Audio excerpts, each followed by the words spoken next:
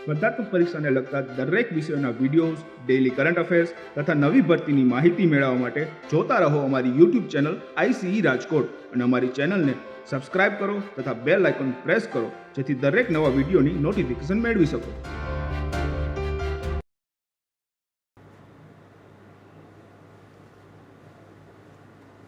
નમસ્કાર વિદ્યાર્થી મિત્રો, ICEની યુટ્યુબ ચેનલ પર આપ સર્વ વિદ્યાર્થી મિત્રોનું હાર્દિક સ્વાગત છે. મિત્રો, આજની તારીખ એટલે કે 17 ફેબ્રુઆરી અને આજના મહત્ત્વના કરંટ અફેરના આ સેશનની અંદર આપ સૌ વિદ્યાર્થી મિત્રોને જણાવી દઉં કે આ લેક્ચર આપણો રેકોર્ડેડ સ્વરૂપનો રહેશે. ઓકે, અનિવાર્ય સંજોગોની અંદર બહાર જવાનું થયેલું હોવાથી આ લેક્ચર તમારી સમક્ષ રેકોર્ડેડ સ્વરૂપે વિદ્યાર્થી મિત્રો ICE રાજકોટ તરફથી અપલોડ કરી રહ્યા છીએ. ઓકે, તો આજના જે મહત્ત્વના ન્યૂઝ છે એની આપણે શરૂઆત કરીએ. પહેલાં દરેક વિદ્યાર્થી મિત્રોને જણાવી દઉં કે આ વિડીયોની લિંકને તમારા મિત્રો સુધી શેર કરી દો. લેક્ચરને લાઇક કરવાનું બાકી હોય તો ખાસ લેક્ચરને લાઇક કરી દેજો. અને બીજી મહત્ત્વની વસ્તુ, જ્યાં સુધી લેક્ચર પૂર્ણ ન થાય ત્યાં સુધી લેક્ચરની અંદર દોસ્તો તમારે જોડાયેલું રહેવાનું છે. ઓકે, બીજી મહત્ત્વની વસ્તુ કે આ સેશન જે છે આપણો રેકોર્ડેડ સ્વરૂપનો રહેશે. એટલે આની અંદર વચ્ચે જે કંઈ પણ તમને હું પ્રશ્ન પૂછું એના નીચે તમારે કમેન્ટ બોક્સની અંદર મને આન્સર આપવાના રહેશે. ઓકે, તો ડેઇલીની જેમ દોસ્તો આપણે શરૂઆત કરીએ તો સૌથી પહેલો પ્રશ્ન એટલે કે સૌથી આની અંદર પહેલો જે ટોપિક આવે છે એ છે સુફલામ કોન્ક્લેવ 2024 કે તાજેતરની અંદર એક કોન્ક્લેવનું ઉદ્ઘાટન કરવામાં આવ્યું છે. શું કરવામાં આવેલું છે? ઉદ્ઘાટન કરવામાં આવેલું છે. ઓકે, હવે ઉદ્ઘાટન કોના દ્વારા કરવામાં આવ્યું છે? તો પશુપતિ કુમાર પારસ. કોના દ્વારા કરવામાં આવેલું છે? પશુપતિ કુમાર પારસ. એમના દ્વારા તાજેતરમાં આ કોન્ક્લેવ છે, સુફલામ કોન્ક્લેવ, એનું આયોજન કરવામાં આવ્યું છે, જે કે આપણા કેન્દ્રીય ફૂડ પ્રોસેસિંગ મંત્રી છે. એમના દ્વારા આ કોન્ક્લેવનું આયોજન કરવામાં આવ્યું છે. તો એના વિશેની જે મહત્વપૂર્ણ ચર્ચાઓ છે આપણે આ ટોપિકની અંદર કરવાની છે. ઓકે, નેક્સ્ટ વાત કરીએ તો લોહ અયસ્ક ભંડાર કે તાજેતરમાં લોહ અયસ્ક એટલે કે કાચી ધાતુ, લોખંડ પોલાદ ઉદ્યોગની અંદર આપણે જેનો ઉપયોગ કરીએ છીએ, લોખંડનો ઉપયોગ કરીએ છીએ, અને અયસ્ક, અયસ્ક એટલે શું? તો કે કાચી ધાતુ. બરાબર, એનો વિશાળ એવો ભંડાર આપણને પ્રાપ્ત થયેલો છે. ક્યાંથી પ્રાપ્ત થયો છે? તો આપણા પાડોશી રાજ્ય એટલે કે રાજસ્થાન. ક્યાંથી પ્રાપ્ત થયો છે? રાજસ્થાનમાંથી પ્રાપ્ત થયો છે.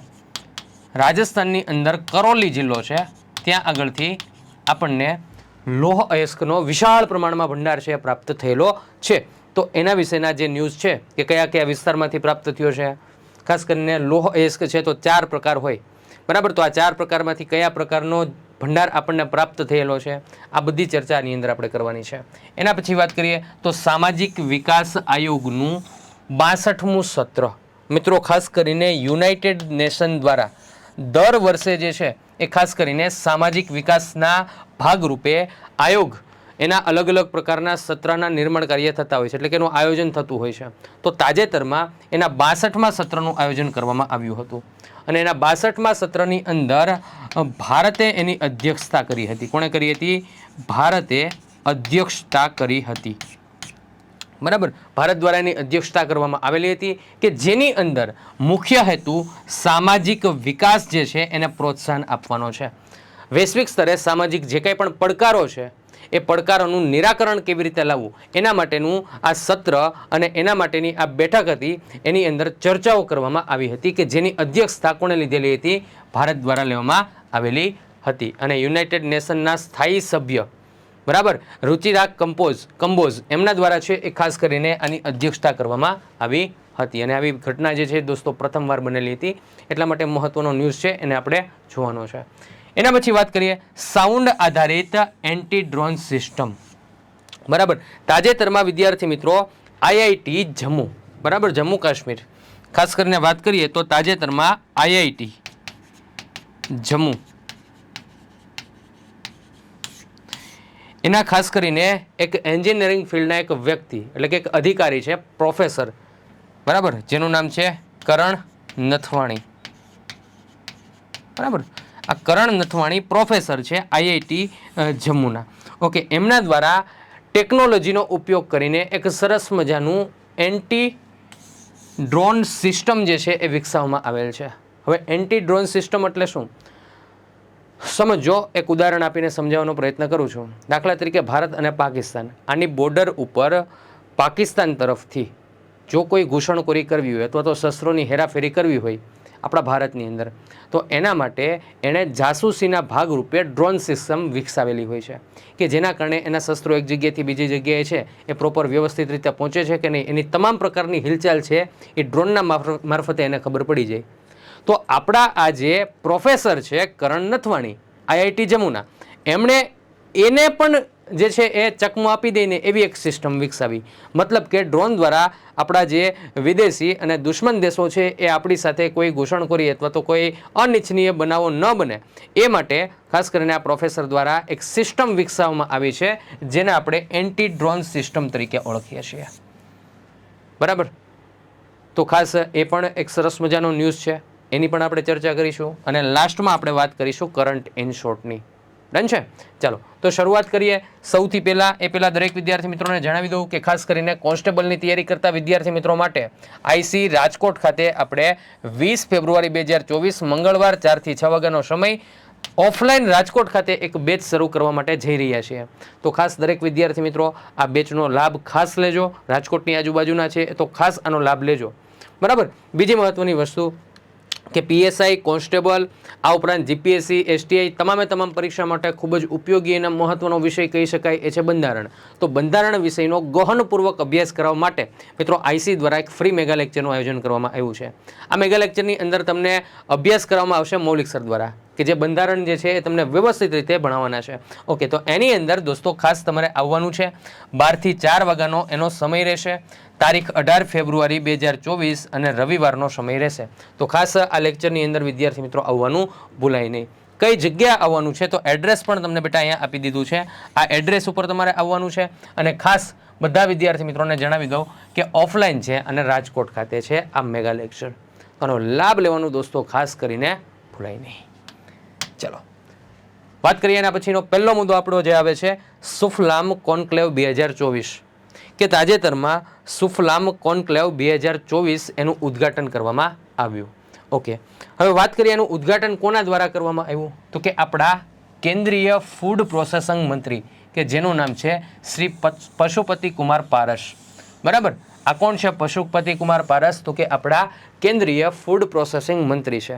એમના દ્વારા તાજેતરમાં સુફલામ કોન્ક્લેવ જે છે એનું શું કરવામાં આવ્યું? ઉદ્ઘાટન કરવામાં આવ્યું છે. ઓકે, ખાસ કરીને એનું પૂર્ણ નામ શું છે તો કે startup forum four aspiring leaders and mentors startup conclave 2024 એનું પૂરું નામ છે. એનું તાજેતરમાં ઉદ્ઘાટન કરવામાં આવ્યું છે. હવે આ જે કોન્ક્લેવ છે એનો મુખ્ય હેતુ શું છે તો ખાસ કરીને તમને સિમ્પલ ભાષાની અંદર સમજાવવાનો પ્રયત્ન કરું કે આ કોન્ક્લેવની અંદર છે ને એ ઘણા બધા વ્યક્તિઓ એકઠા થયા હતા. ખાસ કરીને એવા વ્યક્તિઓ છે કે જે ફૂડ પ્રોસેસિંગ સાથે સંકળાયેલા હોય. મતલબ કે એવી કોઈ સંસ્થાઓ હોય, એવા કોઈ ઉદ્યોગપતિઓ હોય, ઉદ્યોગ સાહસિકો હોય, આ બધા લોકો છે આની અંદર એકઠા થયેલા હતા અને બધા લોકોએ ચર્ચા વિચારણા કરી કે ભાઈ ફૂડ પ્રોસેસિંગ બાબતે આપણે ટેકનોલોજીનો ઉપયોગ કરીને એકબીજાના વિચારોનું આદાન પ્રદાન કરીને કેવી રીતે આપણે ફૂડ પ્રોસેસિંગમાં આગળ વધી શકીએ, ટેકનોલોજીનો મહત્તમ ઉપયોગ કેવી રીતે કરી શકીએ, એના માટે ખાસ કરીને પશુપતિ કુમાર પારસ એમના દ્વારા સુફલામ કોન્ક્લેવ જે છે એનું ઉદ્ઘાટન કરવામાં આવ્યું હતું. ઓકે, તો આ બધા વ્યક્તિઓ આની અંદર ભેગા થયેલા હતા. મિત્રો એના વિશે વાત કરીએ તો ઇવેન્ટની અંદર કેટલા તો કે ભાઈ 250થી વધારે ઉદ્યોગના હિસ્સેદારો, સ્ટાર્ટઅપ, નાણાકીય સંસ્થાઓ, સાહસ મૂડીવાદીઓ અને એકેડેમિયાની ભાગીદારી આપણને જોવા મળી હતી. એટલે કે આની અંદર 250થી કરતાં વધારે છે એ ઉદ્યોગ સાહસિકો છે, ઉદ્યોગપતિઓ છે, આ ઉપરાંત નાણાકીય સહાય આપતી કોઈ સંસ્થાઓ છે.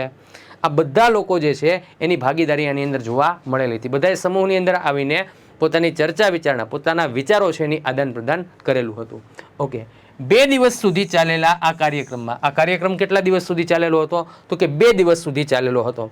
2 દિવસની અંદર ટોટલ 7 પ્રકારના સત્રો, કેટલા 7 પ્રકારના સત્રો છે એનું આયોજન કરવામાં આવ્યું હતું. 2 દિવસની અંદર કેટલા દિવસમાં? 2 દિવસમાં 7 જેટલા સત્રો છે એનું આયોજન કરવામાં આવ્યું હતું. એની અંદર વાત કરીએ તો ખાસ કરીને 4 જેટલા જ્ઞાન સત્રો છે, 2 જેટલા પિચિંગ ક્ષેત્રો છે. મતલબ કે આ પિચિંગ ક્ષેત્રો એટલે શું? તો કે એની અંદર ખાસ કરીને ઉદ્યોગના જે દિગ્ગજો છે, મતલબ કે જેમણે ઉદ્યોગ ક્ષેત્રે સારામાં સારી સફળતા હાંસલ કરેલી છે અને ટેકનોલોજીના ક્ષેત્રની અંદર પણ પોતે સારામાં સારી વસ્તુનો ઉપયોગ કરીને ઉદ્યોગોને પ્રોત્સાહન આપી રહ્યા છે, ઉદ્યોગ સાહસિકોને પ્રોત્સાહન આપી રહ્યા છે, એવા લોકોનું એક સરસ મજાનું સત્ર એનું પણ આયોજન થયેલું હતું. આ ઉપરાંત એક એક્ઝિબિશન એટલે કે પ્રદર્શન જે છે એની પણ જે એની અંદર સમાવેશ કરવામાં આવ્યો હતો. એક્ઝિબિશન મતલબ કે એના આધારે તમને માહિતીઓ આપવામાં આવે. એક્ઝિબિશન એનું પણ પ્રદર્શનનું પણ અહીંયા શુદ્ધ ગુજરાતી શબ્દ લખ્યો છે પ્રદર્શન એટલે કે એક્ઝિબિશન. આપણે એક્ઝિબિશન સાંભળેલું હશે, બરાબર? તો એનો સમાવેશ કરવામાં આવ્યો હતો. જ્ઞાન સત્ર વિવિધ સંસ્થાઓના સહયોગથી યોજવામાં આવ્યા હતા. એટલે કે જ્ઞાન સત્રની અંદર છે વિવિધ એવી સંસ્થાઓ છે કે જે ઉદ્યોગ સાહસિકોને પ્રોત્સાહન પ્રોવાઈડ કરે છે, બરાબર? અને આ ક્ષેત્રની અંદર આગળ વધતા વ્યક્તિઓને પ્રોત્સાહન મળે છે, જાગૃતિ લાવવા માટે કાર્ય કરે છે, એવી જે વિવિધ સંસ્થાઓ છે એમના દ્વારા જ્ઞાન સત્રનું આયોજન કરવામાં આવ્યું હતું. અને મેં વાત કરી એમ પિચિંગ સત્રો છે કે જેની અંદર ઉદ્યોગના દિગ્ગજો સાથે છે ભાગીદારીમાં હાથ ધરવામાં આવ્યા હતા. ત્યારબાદ વિદ્યાર્થી મિત્રો વાત કરીએ કે સમગ્ર ભારતમાંથી કુલ 35 પ્રદર્શકોએ આ કાર્યક્રમમાં ભાગ લીધો હતો.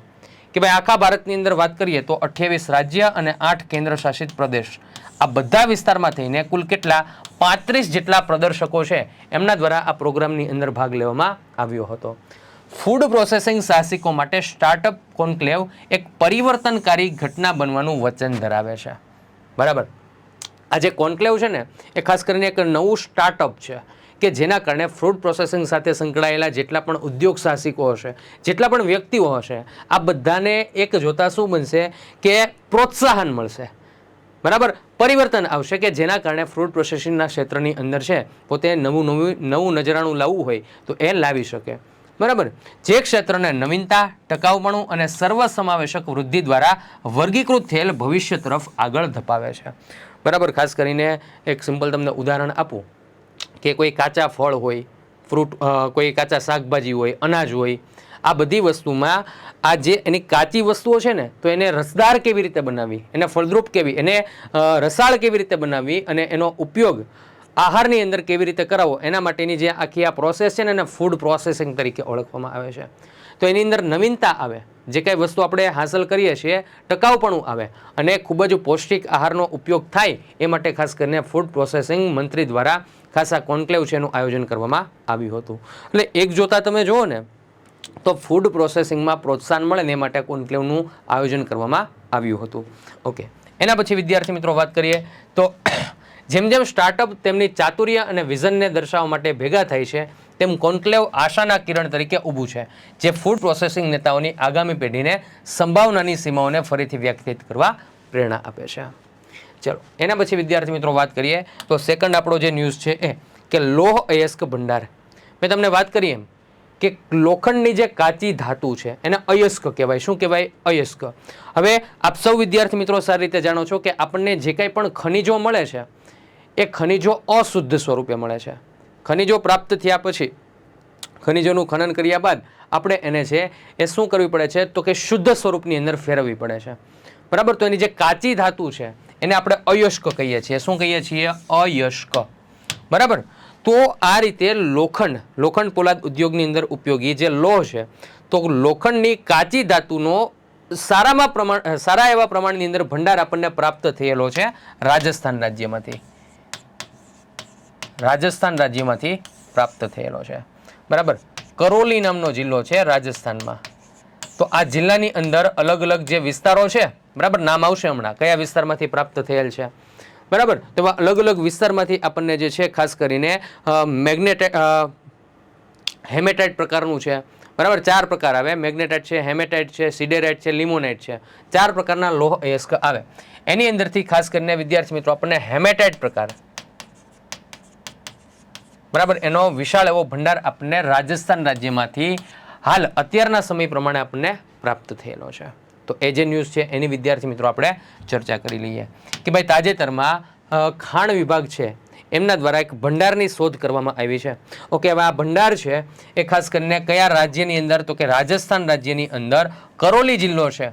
આ કરોલી જિલ્લામાંથી આપણને લોહ અયસ્કનો ભંડાર જે છે વિદ્યાર્થી મિત્રો વિશાળ પ્રમાણમાં મળી આવ્યા છે, બરાબર, લોખંડના ભંડાર આપણને પ્રાપ્ત થયેલા છે. હવે લોહ અયસ્કના કેટલા પ્રકાર હોય? હમણાં સ્ટાર્ટિંગમાં હું બોલ્યો લોહ અયસ્કના કેટલા પ્રકાર હોય, તો ખાસ યાદ રાખજો લોહ અયસ્કના 4 પ્રકાર હોય. કેટલા પ્રકાર હોય? 4 પ્રકાર હોય. આ 4 પ્રકાર કયા કયા છે? તો ખાસ દોસ્તો યાદ રાખજો, મેગ્નેટાઇટ, હેમેટાઇટ, લિમોનાઇટ અને સિડેરાઇટ. બરાબર, એમાં મેગ્નેટાઇટ છે એને Fe3O4 કહેવાય છે, હેમેટાઇટને Fe2O3 કહેવાય છે, લિમોનાઇટને 2Fe2O3 3H2O કહેવાય છે, સિડેરાઇટને Fe2CO3 તરીકે ઓળખવામાં આવે છે. એ યાદ રાખવાની જરૂરિયાત નથી, માત્ર નામ યાદ રાખો, મેગ્નેટાઇટ, હેમેટાઇટ, લિમોનાઇટ અને સિડેરાઇટ. ઓકે, તો હવે ખાણ વિભાગ દ્વારા એવી માહિતી આપવામાં આવી છે કે આપણને રાજસ્થાન રાજ્યના કરોલી નામના જિલ્લામાંથી અલગ અલગ વિસ્તારમાંથી જે આપણને લોહ અયસ્ક મળ્યું છે એની અંદર મેગ્નેટાઇટ અને હેમેટાઇટ આ 2 પ્રકાર જે છે એ વિશાળ પ્રમાણમાં આપણને પ્રાપ્ત થયેલા છે. વિશાળ પ્રમાણમાં આપણને પ્રાપ્ત થયેલા છે. એટલે એક જોતા તમે જુઓ ને તો રાજસ્થાન રાજ્ય માટે ઔદ્યોગિક દ્રષ્ટિએ ઘણું બધું મહત્વ ધરાવે છે. કેમ કે આ કાચી ધાતુ છે એને પ્યોરિફાઈ કરીને એટલે કે એને શુદ્ધ સ્વરૂપમાં લાવીને એને વેચી શકે છે, એની નિકાસ કરી શકે છે. એટલે એના કારણે જે રાજ્ય છે એને આવક થશે. એટલે ઔદ્યોગિક દ્રષ્ટિએ, વ્યાપારિક દ્રષ્ટિએ તમે જુઓ ને તો રાજસ્થાન રાજ્ય માટે ખૂબ જ સારી એવું એ જે છે એ સાબિત થાય છે. ઓકે, ખાસ કરીને હિંડન નજીક સ્થિત આ શોધ લગભગ 1888 હેક્ટરમાં ફેલાયેલી છે. મતલબ કે આ જે ખનિજ આપણને પ્રાપ્ત થઈ છે, કેટલા વિસ્તારમાં એનું ખનન કાર્ય, તો કે 1888 હેક્ટરની અંદર આપણને આ કાચી ધાતુનો આખો ભંડાર છે પ્રાપ્ત થયેલો છે. ખૂબ સારી વસ્તુ કહેવાય છે, જે રાજ્યના ઔદ્યોગિક લેન્ડસ્કેપને નોંધપાત્ર રીતે અસર કરવા માટે તૈયાર છે. મેં તમને વાત કરી એમ કે રાજ્ય માટે ઔદ્યોગિક દ્રષ્ટિએ છે ને આ વિસ્તાર છે ખૂબ જ ઉપયોગી થશે, કેમ કે 1888 હેક્ટરની અંદર છે એ ખાસ કરીને આ શોધ કરવામાં આવેલી છે. એટલે કે લોહ અયસ્ક એનો ભંડાર આપણને પ્રાપ્ત થયેલો છે. બરાબર, પ્રારંભિક મૂલ્યાંકન સૂચવે છે કે ખોડા, દાદરોલી, તોડુપુરા અને લીલોટી આ બધા છે ને દોસ્તો રાજસ્થાનના વિસ્તારો છે. રાજસ્થાનના વિસ્તારો છે. આ બધા વિસ્તારોમાંથી આપણને છે લોહ અયસ્ક મળ્યું છે. મેં તમને વાત કરી ને કે કરોલી જિલ્લો, રાજસ્થાનનો કરોલી જિલ્લો અને એની આજુબાજુના જે વિસ્તારો છે ખોડા, દાદરોલી, તોડુપુરા અને લીલોટી આ બધા વિસ્તારમાંથી આપણને 840 મિલિયન ટનથી વધારે લોહ અયસ્ક એટલે કે લોખંડની કાચી ધાતુ આપણને પ્રાપ્ત થઈ છે. બરાબર, ખાસ પ્રારંભિક શોધખોળમાં વિવિધ સ્થળોએ મેગ્નેટાઇટ અને હેમેટાઇટ લોહ અયસ્કની બંને જાતો ઓળખવામાં આવી છે. મેં તમને વાત કરી કે ભાઈ લોહ અયસ્કના 4 પ્રકાર હોય, તો એની અંદરથી જનરલી આપણને હેમેટાઇટ અને વિદ્યાર્થી મિત્રો મેગ્નેટાઇટ આ 2 પ્રકારના જે લોહ અયસ્ક છે એ વિશાળ પ્રમાણમાં પ્રાપ્ત થયેલા છે રાજસ્થાન રાજ્યના કરોલી ખાતેથી. બરાબર, જેની અંદર જો આખા વિસ્તાર આપ્યા છે કે કઈ ખોડાની અંદર 462.3 હેક્ટર વિસ્તાર, દાદરોલીમાં 754.38 હેક્ટર વિસ્તાર, તોડુપુરામાં 260.71 હેક્ટર અને લીલોટીમાં 410.94 હેક્ટર. આટલા વિસ્તારની અંદર તમને છે મેગ્નેટાઇટ અને હેમેટાઇટ લોહ અયસ્ક જે છે રાજસ્થાનમાંથી પ્રાપ્ત થયેલો છે. અને લોહ અયસ્કના પ્રકારોની આ વૈવિધ્યસભર હાજરી આ પ્રદેશની સમૃદ્ધ ખનિજ સંપત્તિને રેખાંકિત કરે છે અને વૈવિધ્યસભર ઔદ્યોગિક કાર્યક્રમો માટે સ્ટેજ સેટ કરે છે. એટલે કે રાજસ્થાન રાજ્યની ખનિજ સંપત્તિ સમૃદ્ધ છે એ બાબત આ સૂચિત કરે છે કે ભાઈ રાજસ્થાન રાજ્યમાંથી આપણને કરોલી જિલ્લામાં અલગ અલગ વિસ્તારમાંથી છે 1888 હેક્ટર વિસ્તારની અંદરથી મેગ્નેટાઇટ અને હેમેટાઇટ પ્રકારનું લોહ અયસ્ક પ્રાપ્ત થયું છે કે જે રાજસ્થાન રાજ્ય માટે છે એ ખૂબ જ સારી વસ્તુ છે. ઔદ્યોગિક દ્રષ્ટિએ તમે જુઓ તો આખો વિસ્તાર આ જે છે બરાબર એ ખૂબ જ સમૃદ્ધ એવો સાબિત થયેલો છે. એટલે રાજસ્થાન જે છે એની ખનિજ સંપત્તિ ખૂબ જ સમૃદ્ધ છે એવું આપણે કહી શકીએ છીએ.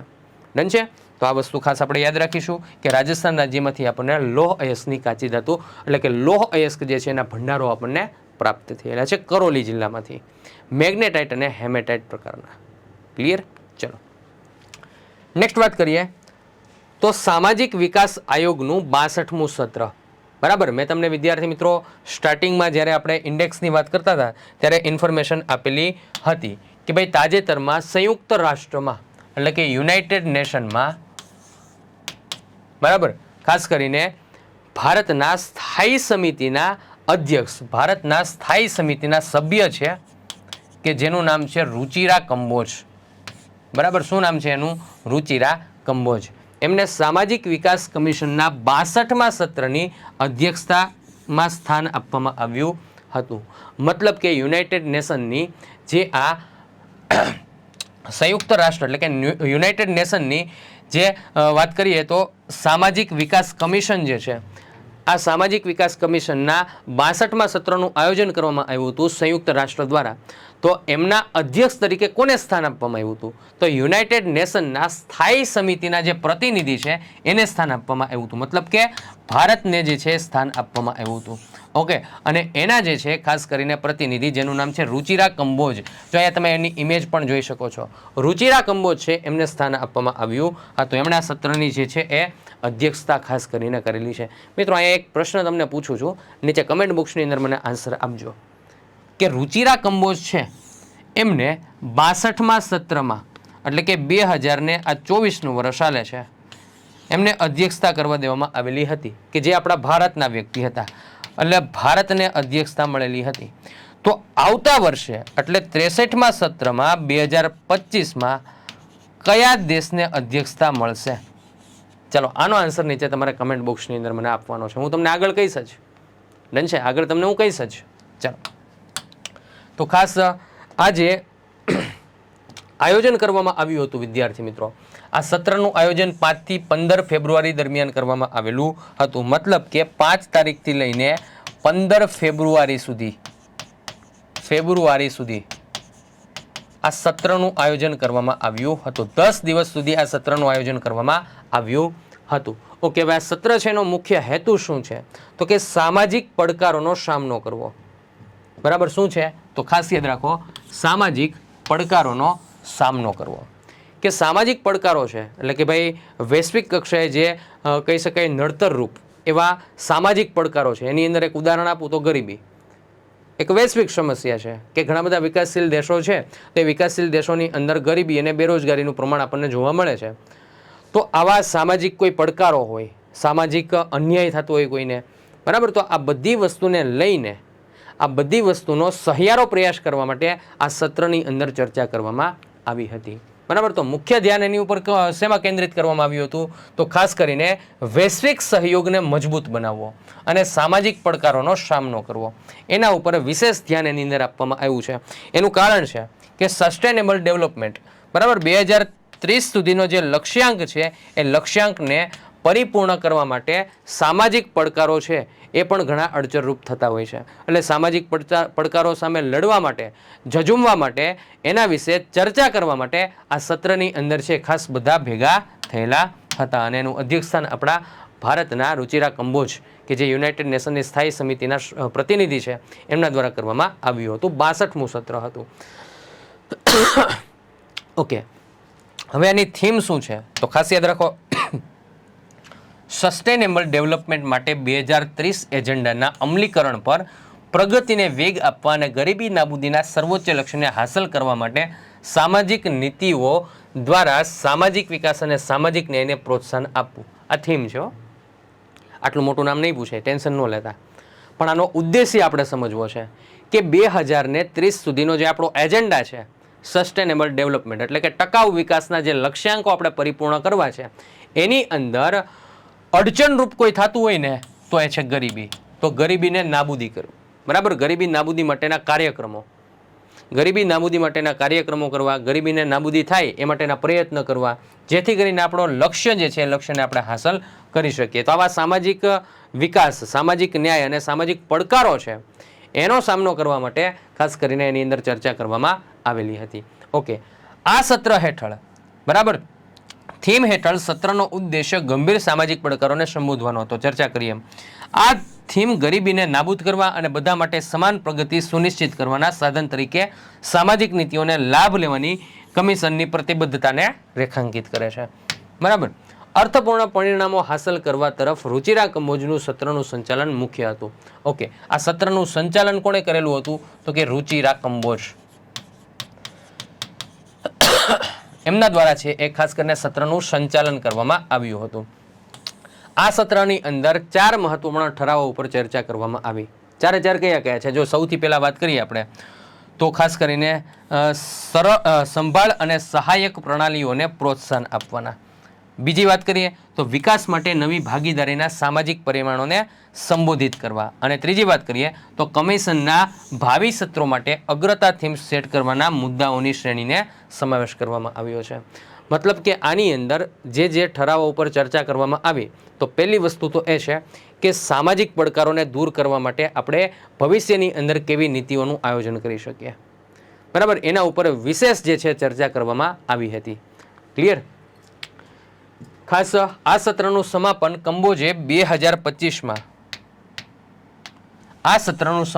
કંબોજે 2025માં યોજાનારા 63મા સત્રના આગામી અધ્યક્ષ પોલેન્ડનું હાર્દિક સ્વાગત કર્યું હતું. જો મારા પ્રશ્નનો જવાબ અહીંયા આવી ગયો.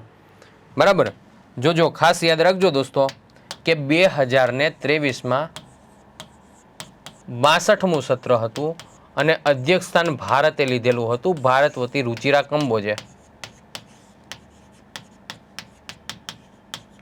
અને 2025 બરાબર 2024 અને 2025ની અંદર 63મું સત્ર અને એની અંદર પોલેન્ડ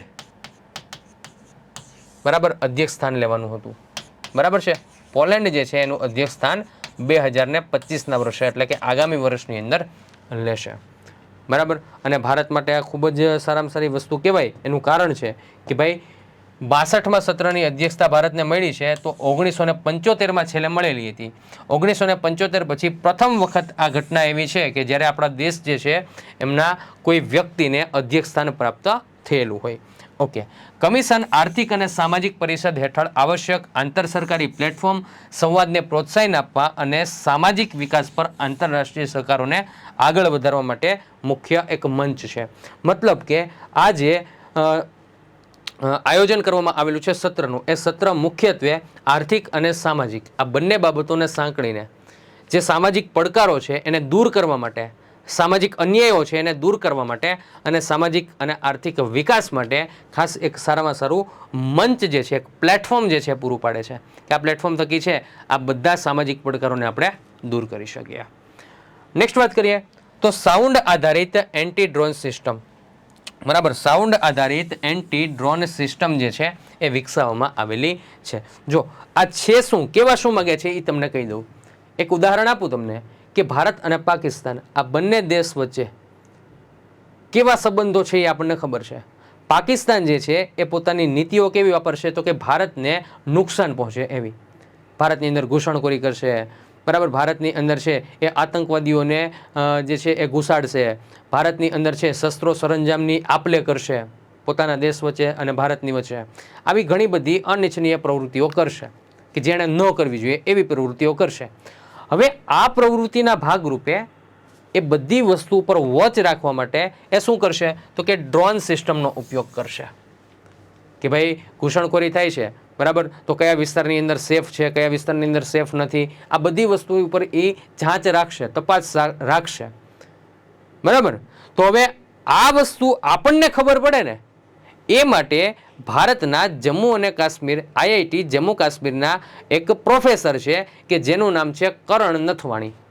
આ વ્યક્તિએ એન્ટી ડ્રોન સિસ્ટમ વિકસાવી છે અને આ સિસ્ટમ એવી છે કે દાખલા તરીકે વિદેશનું અથવા તો દુશ્મની કોઈ પણ આ ડ્રોન છે ને એ 300 મીટરના વિસ્તારની અંદર જો ક્યાંય હરતું ફરતું હોય ને 300 મીટરના વિસ્તારની અંદર હોય ને, કેટલા 300 મીટરના વિસ્તારમાં, તો આપણું જે ડ્રોન વિકસાવવામાં આવેલું છે એ ડ્રોન એને કેચઅપ કરી શકશે. મતલબ કે એને જે છે ડિટેક્ટ કરી શકશે. બરાબર, એને ડિટેક્ટ કરી શકશે. આના કારણે શું થશે કે આપણી સુરક્ષા જે છે એના પ્રમાણમાં વધારો થશે.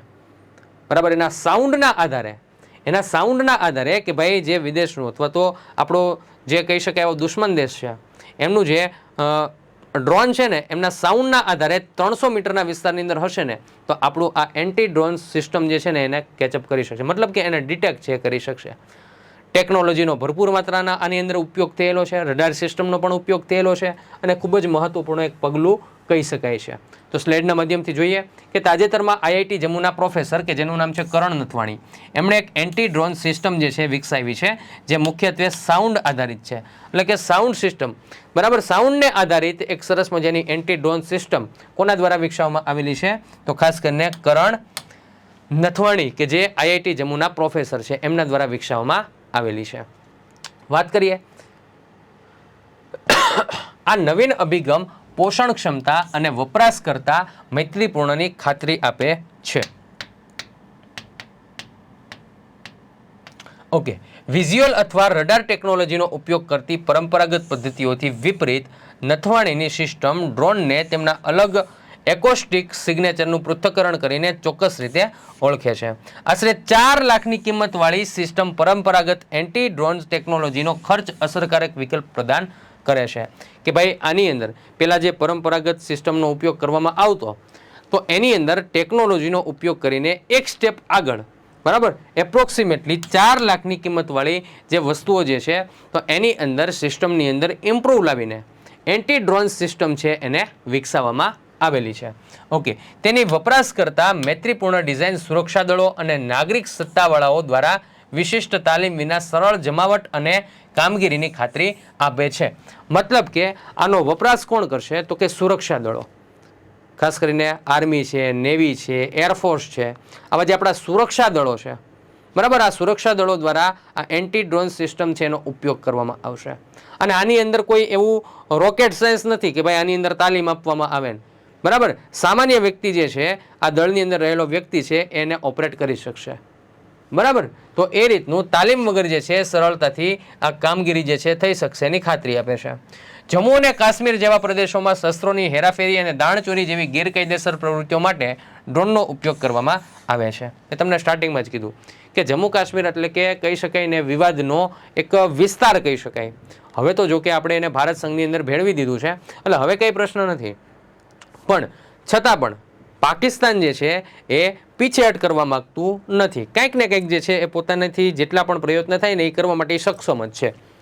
તો એના માટે જે જમ્મુ કાશ્મીર વિસ્તાર એટલે વિવાદિત વિસ્તાર, અને આ વિસ્તારની અંદર છે એ ખાસ આવી પ્રવૃત્તિઓ થાય એ માટે ડ્રોન સિસ્ટમનો ઉપયોગ કરવામાં આવે છે, બરાબર. તો આપણે એન્ટી ડ્રોન સિસ્ટમનો ઉપયોગ કરીને ડ્રોન સિસ્ટમ જે છે એને આપણે વોઇસ એટલે કે અવાજના આધારે છે ડિટેક્ટ કરી શકીએ છીએ.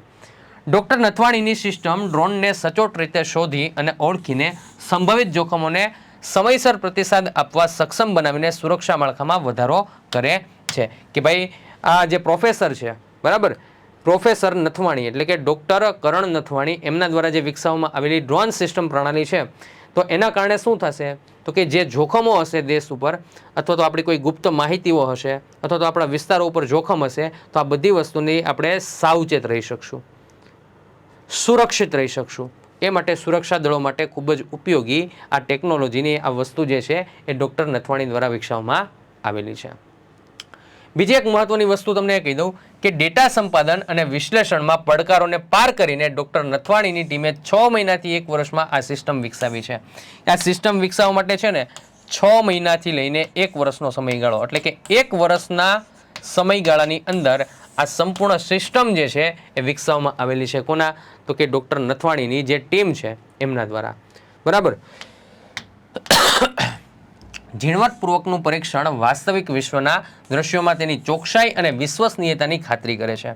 ડૉક્ટર નથવાણી સરહદો પર વ્યાપક એન્ટી ડ્રોન ગ્રીડ સિસ્ટમને એકીકૃત કરવાની હિમાયત કરે છે.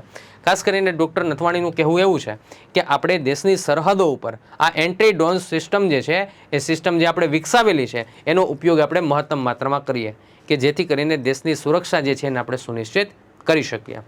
ઉપરાંત આ અભિગમ પરિસ્થિતિજન્ય જાગૃતિને વધારે છે અને વિકસતા સુરક્ષા જોખમો માટે સક્રિય પ્રતિભાવોને સક્ષમ કરે છે. કે અત્યારે જે અમુક એવી ગોપનીય બાબતો છે, બરાબર, ખુફિયા ઇન્ફોર્મેશન જેને આપણે કહીએ છીએ એ આપણી લીક ન થાય એ માટે ખાસ કરીને એન્ટી ડ્રોન સિસ્ટમ છે એ સુરક્ષા જે છે એને સુનિશ્ચિત કરે છે અને જોખમ જે છે દેશ ઉપરના એ ઘટાડે છે. એના પછી ખાસ દોસ્તો વાત કરીએ આપણે તો આજના જે કહી શકાય ને કે ગરમા ગરમ ન્યૂઝ એટલે કે કરંટ ઇન શોર્ટ, એની વિદ્યાર્થી મિત્રો આપણે ચર્ચા કરવાની છે કે ભાઈ કરંટ ઇન શોર્ટની અંદર મહત્વના કયા કયા ન્યૂઝ છે. તો સૌથી પહેલો આવે છે વિદ્યાર્થી મિત્રો મોસ્ટ આઈએમપી કહી શકાય. બરાબર. સૌથી મોટી અર્થવ્યવસ્થા રેન્કિંગ. બરાબર. સૌથી મોટી અર્થવ્યવસ્થા એની અંદર પેલા 5 ક્રમે કયા કયા દેશ આવે છે ને એની વિદ્યાર્થી મિત્રો પહેલા તમને હું માહિતી આપી દઉં. બરાબર. સૌથી પહેલા ક્રમાંકે જોજો વ્યવસ્થિત રીતે 5 ક્રમાંકે કયા કયા દેશ આવે છે. જો સૌથી પહેલા વિદ્યાર્થી મિત્રો આવી જશે કયો દેશ, તો ખાસ યાદ રાખો યુએસએ આવશે. એના પછી આવશે ચીન, ચીન પછી આવશે જર્મની, અને જર્મની પછી આવી જશે જાપાન, અને જાપાન પછી વિદ્યાર્થી મિત્રો આવી જશે આપણું ભારત દેશ. 5 ક્રમાંક છે, યાદ રાખજો.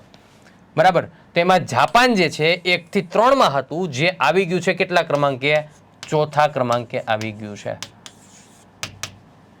બરાબર. તો ખાસ યાદ રાખો કે તાજેતરમાં વિશ્વની સૌથી મોટી અર્થવ્યવસ્થામાં જાપાન 4થા સ્થાને આવી ગયું છે. યુએસએ પ્રથમ સ્થાને, ચીન બીજા સ્થાને, જર્મની 3જા સ્થાને, અને વિદ્યાર્થી મિત્રો ભારત જે છે 5મા સ્થાને છે, જ્યારે 4થા સ્થાને કયું આવી ગયું છે, જાપાન છે આવી ગયું છે. રાષ્ટ્રોની અર્થવ્યવસ્થા વચ્ચેની સરખામણી નજીવી જીડીપી પર આધારિત છે, એટલે કે ગ્રોસ ડોમેસ્ટિક પ્રોડક્ટ. આ જે અર્થવ્યવસ્થા છે, તો અર્થવ્યવસ્થાની અંદર મેં તમને કીધું કે ભાઈ પહેલા ક્રમાંકે યુએસએ છે, બીજા ક્રમાંકે ચીન છે. તો આવી રીતે સૌથી મોટી અર્થવ્યવસ્થા કઈ એ વસ્તુને જાણવા માટેનું જો રેન્કિંગ હોય, એના કોઈ માપદંડ હોય ને, તો એ શેના આધારે છે, તો કે જીડીપી આધારિત છે, એટલે કે ગ્રોસ ડોમેસ્ટિક પ્રોડક્ટ. એના આધારે છે અર્થવ્યવસ્થા નક્કી કરી શકાય. બરાબર. અને ખાસ કરીને ડોલરની દ્રષ્ટિએ જે છે એના માપદંડો છે. બરાબર.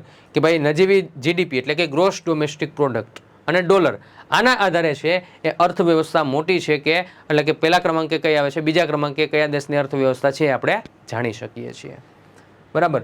હવે વાત કરીએ એમ કે 1 થી 3માં જાપાનનું નામ આવતું હતું, પણ હવે જાપાન જે છે એની અર્થવ્યવસ્થા 4થા નંબરે વહી ગઈ છે. યુએસએ, ચીન અને જર્મની પછી 4થા નંબરે વહી ગઈ છે. તો એની પાછળ વિદ્યાર્થી મિત્રો કારણ શું છે? બરાબર. જાપાનની જે સ્થિતિ ઘટવાના કારણો ક્યાં છે, તો પહેલી વસ્તુ વૃદ્ધ વસ્તી. બરાબર. વસ્તી કેવી છે ત્યાંની, તો કે વૃદ્ધ છે, મતલબ કે દેશની રાષ્ટ્રીય આવકમાં પોતે ફાળો નહીં આપી શકે. બીજું તો કે નીચો જન્મદર. જન્મદર કેવો છે? નીચો છે. અને જાપાનની ઘટતી સ્પર્ધાત્મક અને ઉત્પાદકતામાં ફાળો આપે છે, મતલબ કે જાપાનની ઘટતી સ્પર્ધાત્મકતા, મતલબ કે બીજા દેશની સાપેક્ષમાં જાપાન જે છે એના લોકો, એક તો વૃદ્ધ વસ્તી છે, અને બીજું તો કે ત્યાંનો જન્મદર કેવો છે, તો કે નીચો છે, જેના કારણે લોકો રાષ્ટ્રની આવકની અંદર પોતાનું યોગદાન નહીં આપી શકે. એટલે બીજા દેશની સ્પર્ધાએ જે છે એ જાપાન પાછળ રહી જશે. તો આ ઘટનાને કારણે એમનું સ્થાન જે છે એ ચેન્જ થયેલું છે.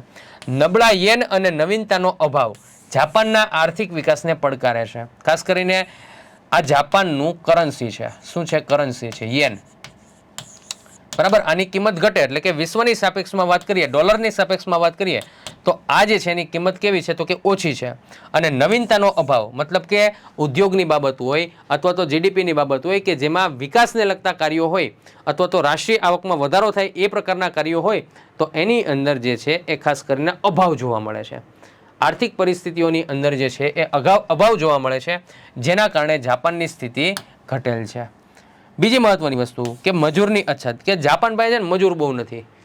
બરાબર. મજૂર એની પાસે બહુ છે નહીં. વિદેશી મજૂરની જાપાનની સ્વીકૃતિ મર્યાદિત છે, મતલબ કે પોતાના દેશ પાસે મજૂર નથી, વિદેશમાંથી આપણે જે છે એ ખાસ કરીને જેવી રીતે ભારતની અંદર કોઈ પ્રોગ્રામ હોય તો આપણે વિદેશમાંથી છે એ લેબરને બોલાવીએ છીએ, તો એવી જ રીતે જાપાનની અંદર પણ લેબરને બોલાવવામાં આવે છે, પણ મર્યાદિત માત્રામાં.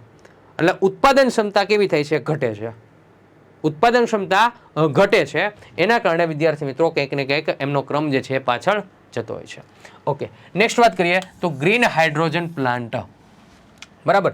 કે તાજેતરમાં કોચીન, જોજો સમજજો, તાજેતરમાં કોચીન ઇન્ટરનેશનલ એરપોર્ટ લિમિટેડ, એટલે કે CIAL, બરાબર ને, શોર્ટ ફોર્મની અંદર શું કહેવાય? CIAL, એટલે કે કોચીન ઇન્ટરનેશનલ એરપોર્ટ લિમિટેડ, અને BPCL, એટલે કે ભારત પેટ્રોલિયમ કોર્પોરેશન લિમિટેડ, આ બંને દ્વારા એરપોર્ટ પરિસરમાં વિશ્વના પ્રથમ ગ્રીન હાઇડ્રોજન પ્લાન્ટ આની સ્થાપના કરવામાં આવી રહી છે.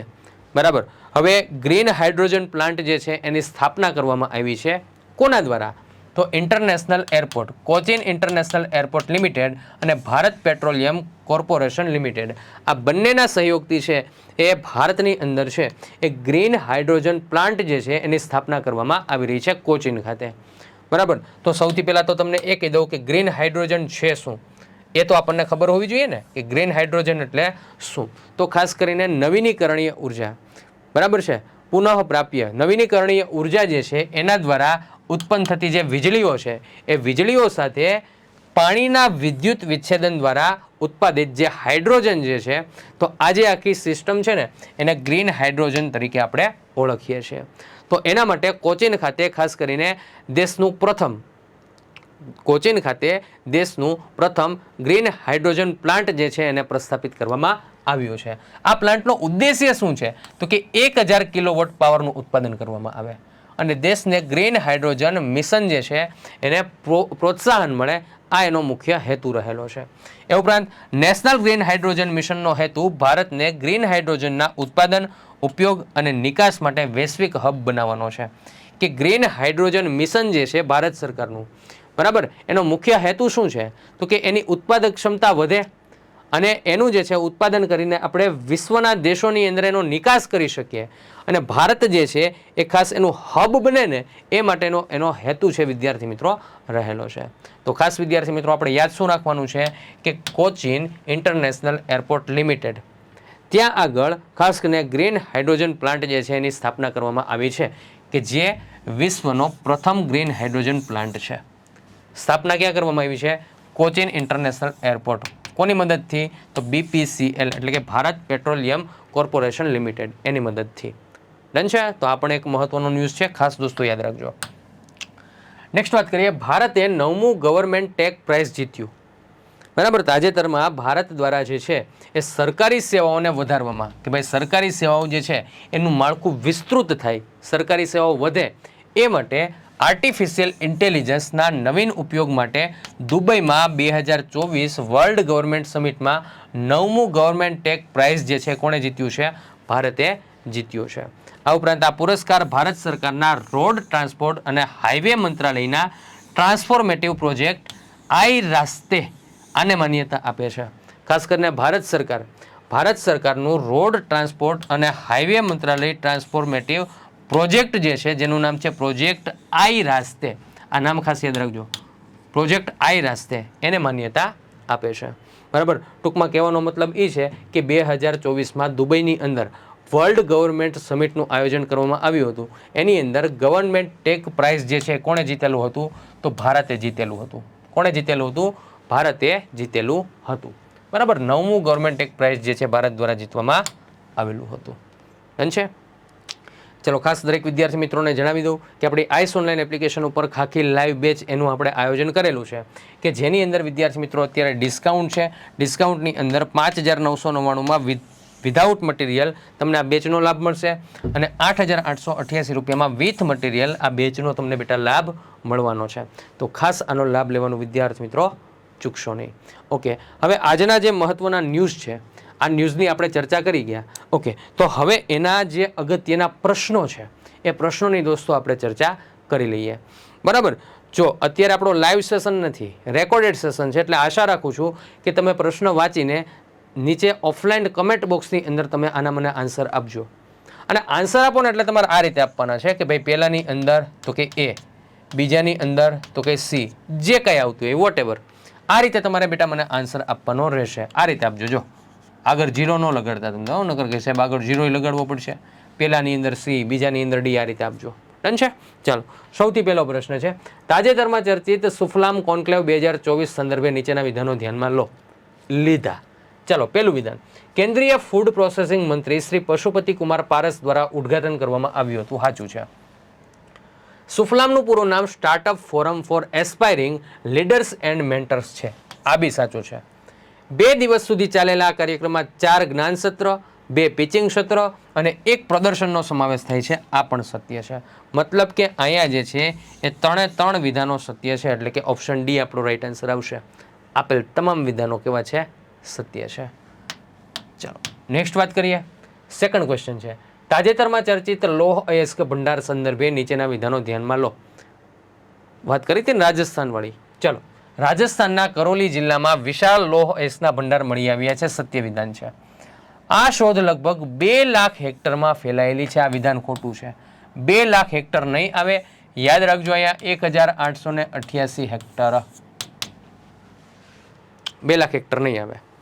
બરાબર, એટલે બીજું વિધાન ખોટું છે. બીજું આપ્યું હોય એ જવાબ નહીં આવે. આ આપેલ તમામ બીજું આવી જાય. બરાબર. ત્રીજું જોઈ લો. આ જિલ્લાના ખોડા, દાદરોલી, તોડુપુરા અને લીલોટીના વિસ્તારમાં 840 મિલિયન ટનથી વધુ લોહ અયસ્ક છે. પહેલું ત્રીજું સત્ય છે. ઓપ્શન સી આપણો રાઈટ આન્સર અહીંયા બનશે. નેક્સ્ટ વાત કરીએ. તાજેતરમાં ચર્ચિત સામાજિક વિકાસ આયોગના 62મા સત્ર સંદર્ભે નીચેના વિધાનો ધ્યાનમાં લો. સંયુક્ત રાષ્ટ્રમાં ભારતના સ્થાયી પ્રતિનિધિ રુચિરા કંબોજે આ સત્રની અધ્યક્ષતા કરી હતી. વિધાન સત્ય છે.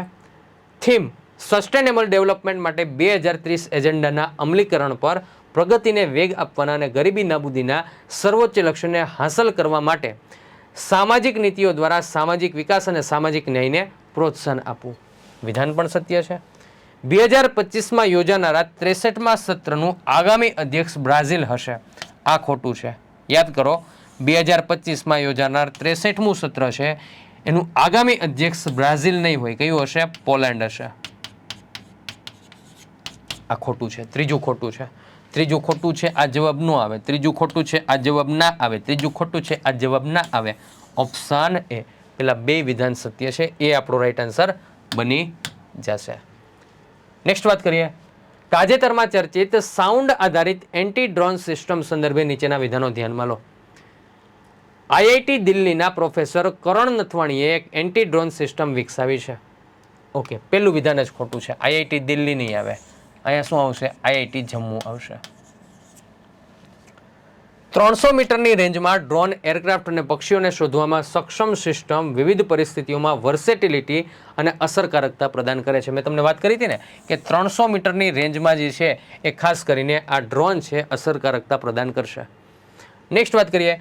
₹25,000 થી ₹40,000 સુધીના ઉત્પાદન ખર્ચ સાથે વપરાશકર્તાઓની વિશાળ શ્રેણી માટે સુલભ રહે છે. આ પણ સત્ય વિધાન છે. પહેલું ખોટું છે, પહેલું ખોટું છે, પહેલું ખોટું છે. માત્ર બીજું ને ત્રીજું વિધાન કેવા આવશે? સત્ય વિધાનો આવશે. ડન છે? ચાલો, એના પછી આગળ વાત કરીએ. તાજેતરમાં વિશ્વની સૌથી મોટી અર્થવ્યવસ્થામાં જાપાન કેટલામાં સ્થાને આવી ગયું છે? 1 થી 3માં તો નથી જ. કેટલામાં સ્થાને આવી ગયું છે? 1 થી 3માં તો નથી જ. કેટલામાં સ્થાને આવી ગયું છે? 4થા સ્થાને આવી ગયું છે. 5મા સ્થાને આપણું ભારત છે. 5મા સ્થાને ભારત છે. યાદ રાખજો. ડન છે? જાપાન કેટલામાં સ્થાને છે? તો ખાસ યાદ રાખજો, જાપાન છે મિત્રો 4થા સ્થાને આવી ગયું છે. નેક્સ્ટ વાત કરીએ. તાજેતરમાં નીચેના પૈકી કઈ સંસ્થા અને બીપીસીએલ દ્વારા, કઈ સંસ્થા અને એની સાથે સાથે બીપીસીએલ એના દ્વારા એરપોર્ટ પરિસરમાં વિશ્વના પ્રથમ ગ્રીન હાઇડ્રોજન પ્લાન્ટ, બરાબર, આની સ્થાપના કરવામાં આવી રહી છે? તો આની અંદર આપણો રાઈટ આન્સર શું આવશે? દીમાપુર એરપોર્ટ છે. આવું ક્યાંય આપણે જોયું જ નથી આજે. દિલ્હી ઇન્ટરનેશનલ એરપોર્ટ લિમિટેડ, આવું ક્યાંય નથી જોયું. સાહેબ, કોચિન ઇન્ટરનેશનલ એરપોર્ટ લિમિટેડ આવેલું હતું. તો એ જ જવાબ હોય ને. બરાબર. ઇમ્ફાલની પણ આપણે ચર્ચા નહોતી કરી, એટલે રાઈટ આન્સર તમારો બની જશે ઓપ્શન સી. ઓપ્શન સી વાળા દરેક દોસ્તો સાચા છે. ડન છે? ચાલો, એના પછી વાત કરીએ. તો તાજેતરમાં નીચેના પૈકી કયા દેશે સરકારી સેવાઓને વધારવામાં આર્ટિફિશિયલ ઇન્ટેલિજન્સ એટલે કે એઆઈના નવીન ઉપયોગ માટે દુબઈમાં 2024 વર્લ્ડ ગવર્મેન્ટ સમિટમાં 9મું ગવર્મેન્ટ ટેક પ્રાઇઝ જીત્યું છે? શું આવશે? બ્રાઝિલ, બાંગ્લાદેશ, નેપાળ કે ભારત? શું પૂછ્યું છે? કયા દેશે? આપણા ભારત દેશે. બરાબર. આન્સર શું આવી જશે આપણો? ભવ્ય ભારત દેશ. ક્લિયર? ચાલો, સાથે સાથે બધા વિદ્યાર્થી મિત્રોને જણાવી દઉં કે કોન્સ્ટેબલ માટે આપણે એક નવી બેચ જુનાગઢ ખાતે પણ ઓફલાઈન શરૂ કરવા માટે જઈ રહ્યા છીએ. બેચ શરૂ થશે 20/2/2024 મંગળવાર સવારે 10:30 થી 12:30નો ટાઈમ રહેશે. ફ્રીમાં